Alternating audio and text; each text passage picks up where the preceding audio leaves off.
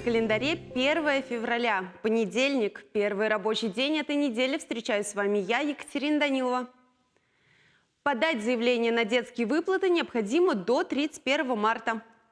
Это нужно сделать всем семьям, в которых дети родятся до конца марта, чтобы получить единовременную выплату 5000 рублей. Также, если ребенок в семье появился после 1 июля прошлого года или родители не обращались ни за одной из положенных им выплат.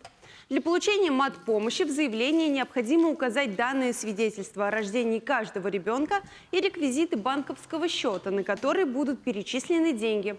Сделать это можно на портале госуслуг или лично в клиентской службе пенсионного фонда. В президентском перинатальном центре произошло невероятное событие. В январе здесь родились 6 пар близнецов.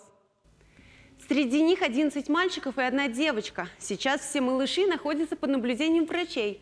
1 двойня – это первенцы в семье, а у остальных двойняшек уже есть братья и сестры.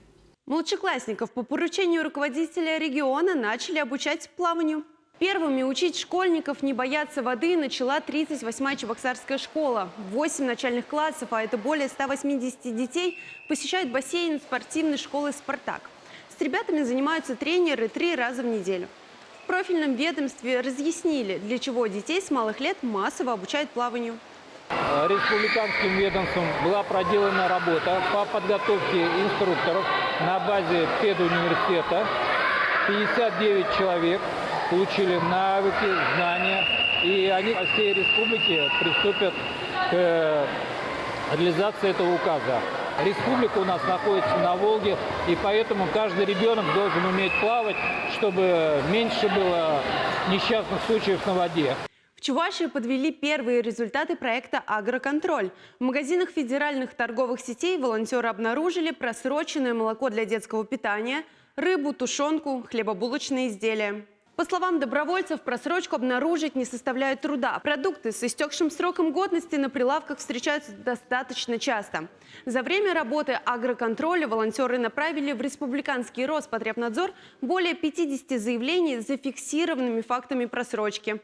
Рейды по выявлению нарушений продолжатся и дальше. На очереди магазины в районах республики. Чувашские архитекторы разработали 4 проекта мемориала о Сурском рубеже.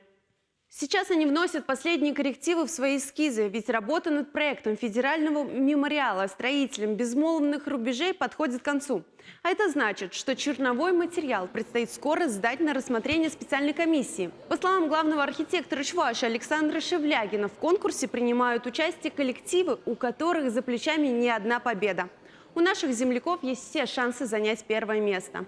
Напомню, мемориал строителям безмолвных рубежей будет возведен в Козловском районе возле села Байгулово. Помимо самого памятника, комплекс будет включать музей, кафе и стоянку. Это вся информация к этому часу. За развитием событий следите в наших дневных и вечерних выпусках, а также на сайте ГТРК Чувашии и в наших социальных сетях. Я желаю вам продуктивной рабочей недели. Берегите себя и свое здоровье. До встречи в эфире.